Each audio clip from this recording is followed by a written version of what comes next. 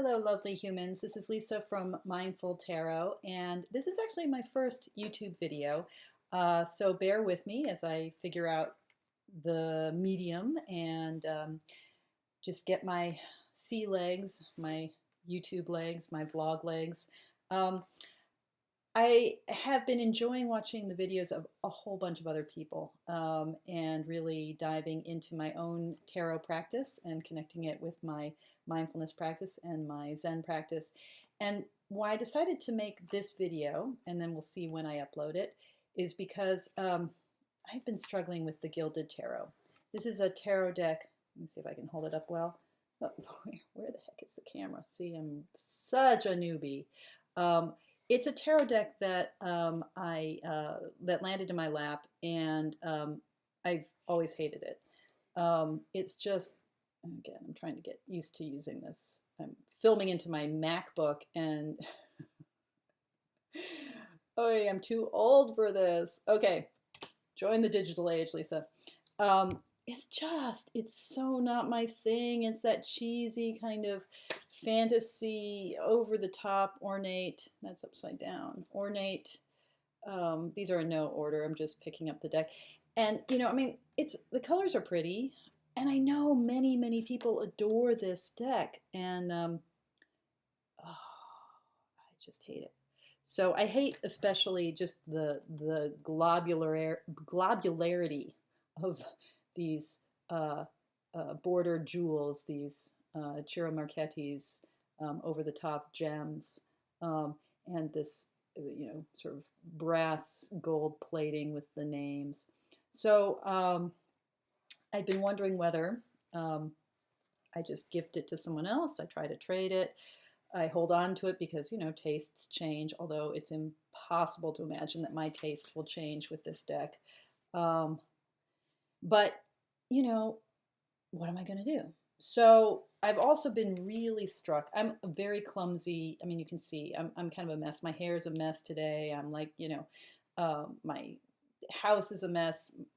I'm quite a persnickety person in all sorts of ways, but when it comes to physical objects, I move too quickly. And given that I'm a mindfulness educator, that's sort of the biggest irony of my life. I move super quickly. I drop things, I break things. I'm not crafty, although I love working with my hands. I just love it. So I've been watching with great enjoyment other people's trimming videos and would love to see if trimming a deck will make a difference. Whether I can do it. So I'm in the process of trimming this deck. I was looking for trimming videos of the Gilded Tarot, and I think people just love this deck so much they don't want to hurt it. I think even people who hate borders like the black borders, but to me it just adds the cheese factor. Oh my gosh, I mean, look at that. The colors are pretty, but oh my lord. And that's the Fool. So anyway, so since I don't like this deck, maybe a good learning tool for trimming.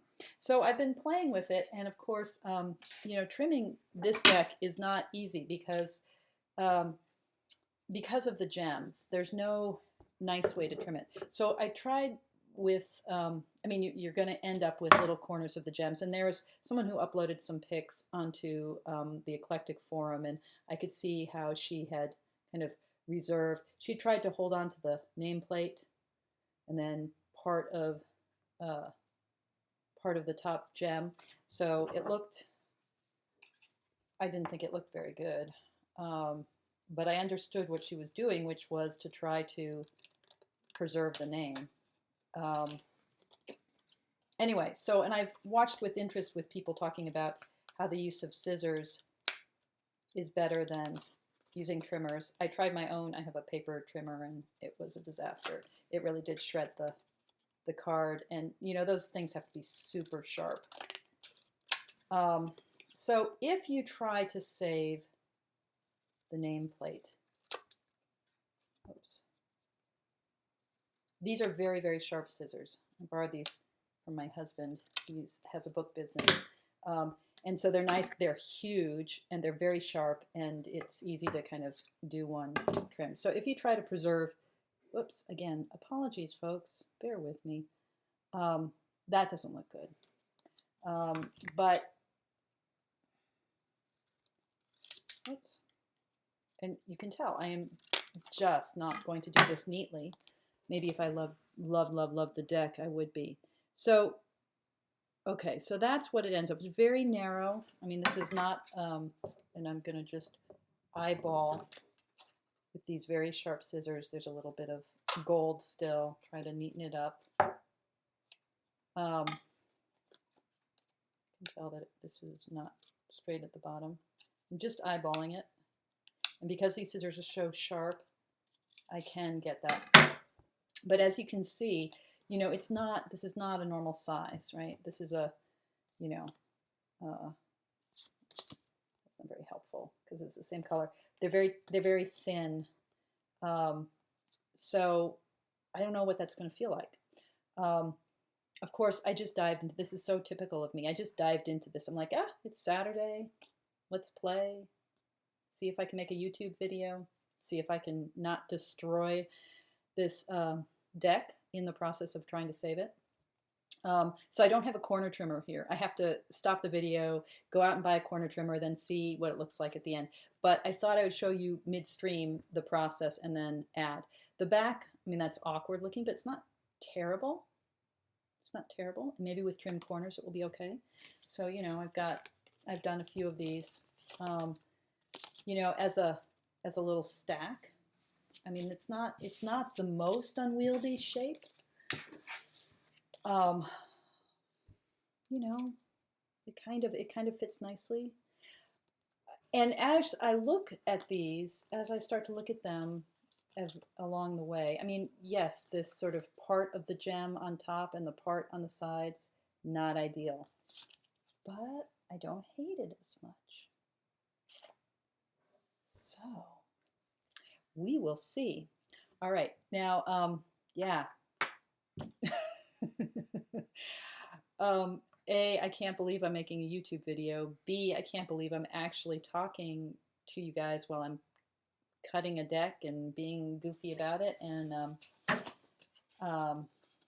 but you know, I love me my tarot cards, and I've been just so enjoying all of the community that's here. And I know that many of you have been online and working with tarot and in this community and uploading your thoughts and sharing your knowledge for a long time. And I'm completely a newbie to the world, not so much a newbie to tarot or to spiritual practice, but a newbie both to the world of serious tarot study and then also totally a newbie to YouTube.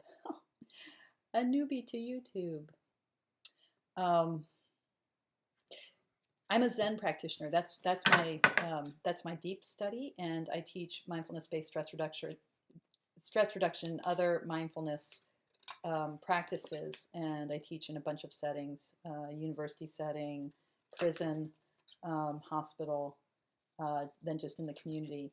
And you know, for me, the contemplative part of this work with tarot, both as a tool for exploring the deep, dark shit of the self and as a tool for connecting with the energies that we are a part of and that we sometimes feel that we are apart from, connecting with the energies of the world and of each other, the great interdependence of things.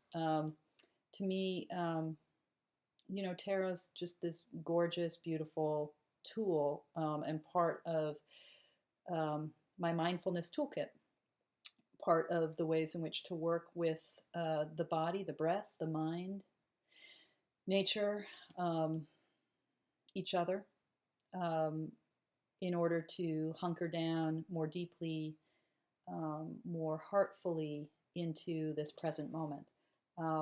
So as I've been diving more and more into the practice with tarot, one of the things that's been really intriguing to me is just to feel this kind of hunger in my hands, if that makes any sense. This way in which my hands want to be around a tarot deck, and to be very mindful of that energy, you know, and very curious about that. I'm not a pagan or a witch. Obviously, I'm a Zen student. So some of the ways in which I think people understand their relationship to their decks and to tarot, and a lot of the wonderful teaching that has been shared in this forum on YouTube. I admire it. I get it. I don't share it. So yet there's some depth to working with the cards and the energies that I will not say channel, because I don't think this is about channeling. I don't think that there's energy out there and me over here and the energies coming through the cards, but the ways in which, like a prism or a crystal or any other kind of lens, a mirror, the ways in which the cards focus and direct the energy that's already there, help clarify it. Clarifying might be the right word. That to me is just breathtaking and sort of endlessly engaging and enchanting. So it's, you know, it's cool. For want of a better word, it is cool.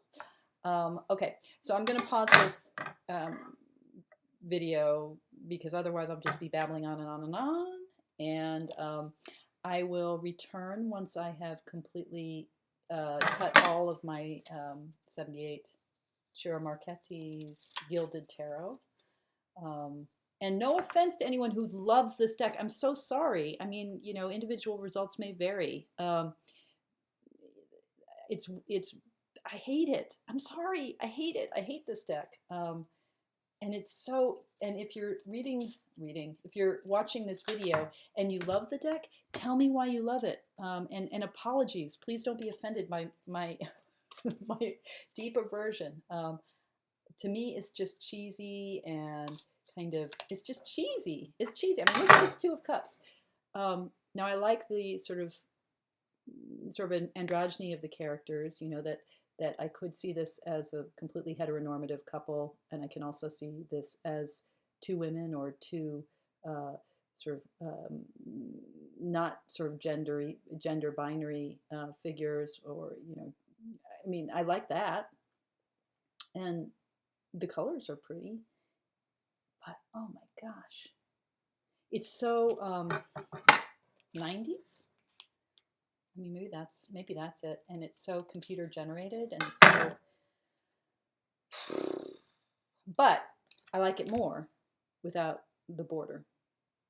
So let me know why you like this deck, and if you like me really don't like this deck, I'd love to hear that too.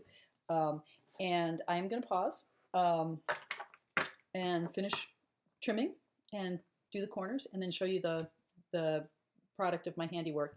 And then if this whole YouTube video thing and me, Lisa at Mindful Tarot, if these things kind of become a thing, then maybe I'll share some of my favorite decks and what I'm learning from them.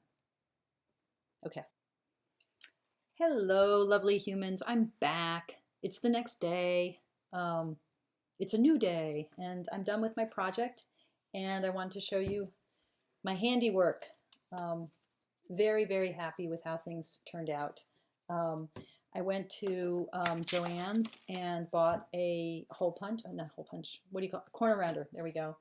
And mostly it worked really nicely, although occasionally it did funky things like that. And so, oops. So mostly it worked nicely, and occasionally it did funky things, hanging chads,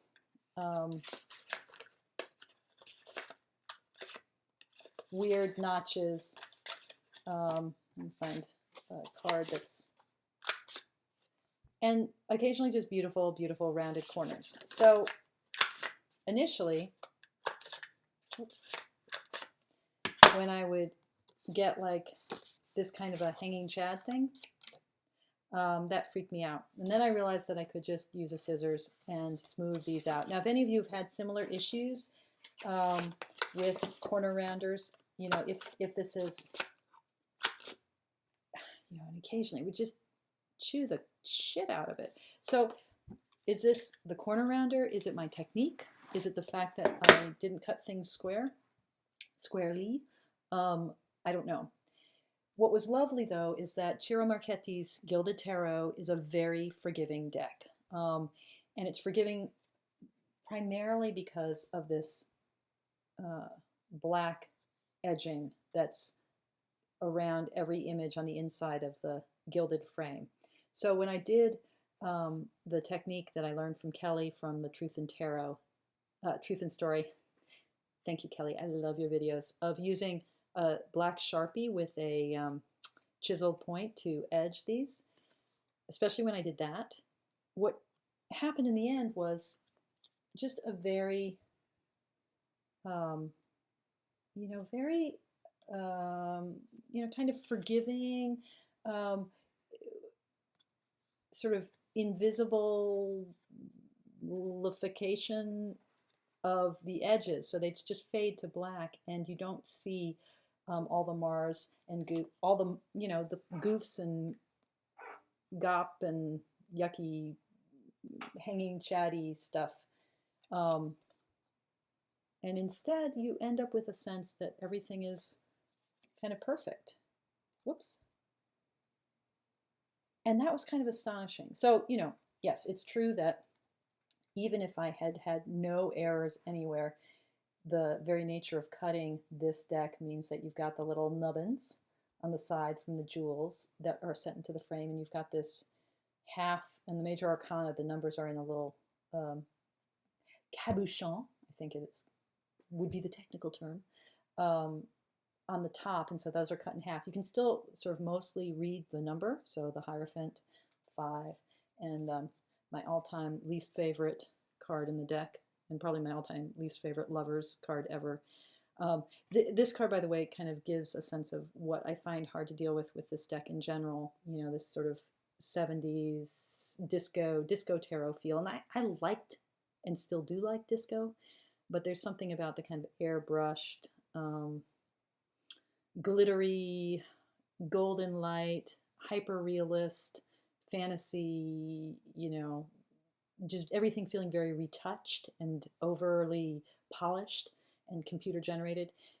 It doesn't have life for me. It doesn't resonate for me. But even here, because the frame is gone and you now have sort of just the image popping up, liberated, I can sort of take it in a way that I couldn't before. So, you know, I noticed strength in this beautiful card. You know, sort of pre-Raphaelite, sort of, I mean, it's just, I like it.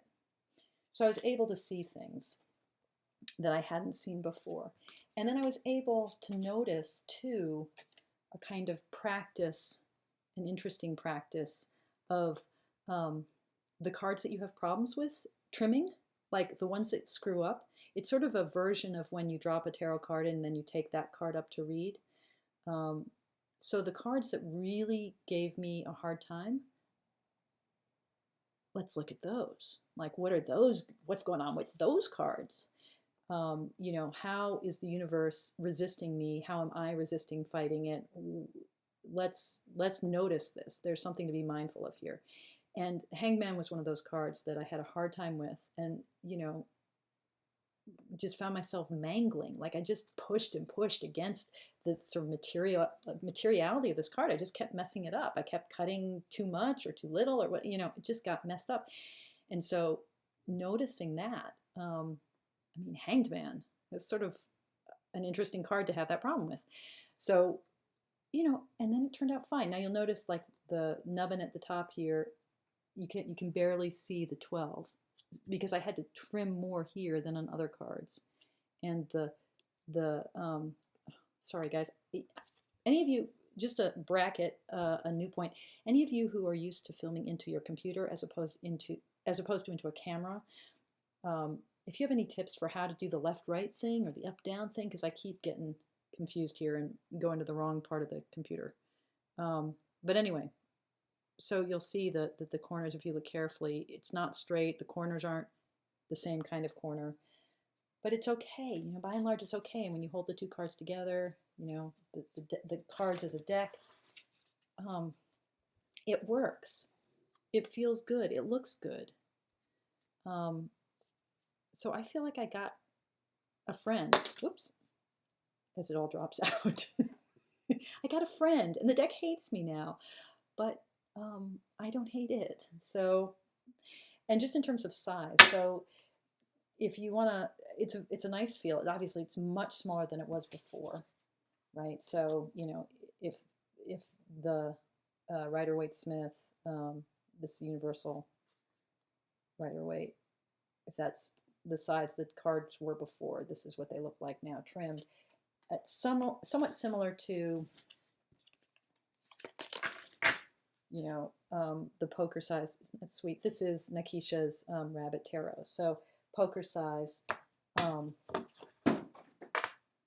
know, similar. This is taller and not as squat. So not as squat and a little bit taller, but it gives you a sense. What's similar here is that feel of like, oh, it's nice in my hand. It feels good in my hands. So that's kind of cool. So I got the whole thing done. I was feeling really good. Laid out all the cards. They hadn't been in order because, you know, I never really read from this deck, but I had played with the deck, and so they weren't in order. I laid them all out suit by suit, major arcana, and I realized I'm missing the Ace of Wands. So, you know, a ridiculous chunk of time spent, and I don't have a full deck. I'm not playing with a full deck. So that was frustrating. I went on eBay, realized that there's a guy who's selling replacement cards. Tried to order from him. We'll see if he hasn't written me back, so I don't know. So then I was thinking, well, maybe I should just buy a new Gilded Tarot deck, although that would be nutty because the whole point of this process was that I wasn't using the deck and I was going to get rid of it. So this was in order to save me from getting rid of a deck. So then now to buy another one seems completely nutty. But maybe what I will have to do, because this morning I laid out the cards again and I discovered that I was missing the King of Pentacles. So what the hell is going on? Why am I missing these cards? I'm thinking, is the deck talking to me? I'm clearly having problems with like manifesting my energy in the world, or sort of, you know, the creative impulse, you know, missing the Ace of Wands on the one hand, the King of Pentacles on another. And then I discover that the King of Pentacles is stuck to the Nine of Pentacles. Somehow it got stuck. And so, oops. Oh, right and left, Lisa, right and left. Owie. Owie, owie. I pulled them apart, of course, because I didn't know what else to do. So now I've ruined two cards. This poor deck. I'm just butchering the poor deck. No wonder it doesn't like me. I'm hurting it. So what do I do? What do I do? So I, you know, lit some incense. I'm trying to make amends to the deck for the harm that I've been causing it. And we'll see. So we'll see if the eBay guy writes me back and if I buy 3 new cards from him. But the price of buying 3 replacement cards is like half the price of buying a whole new deck. This seems nutty. I should just, I mean, the whole thing now has just become comical. Boy. But I feel like I've learned something, and I feel like I have opened myself up to Ciro Marchetti's imagery.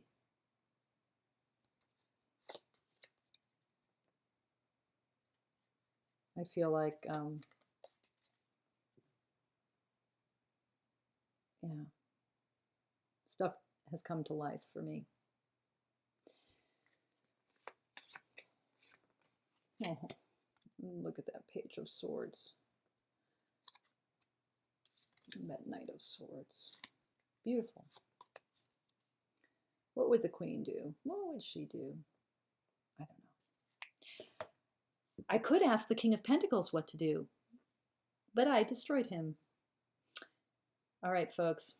So that's it. That's my whole deal. Thanks for listening, and thank you for your practice.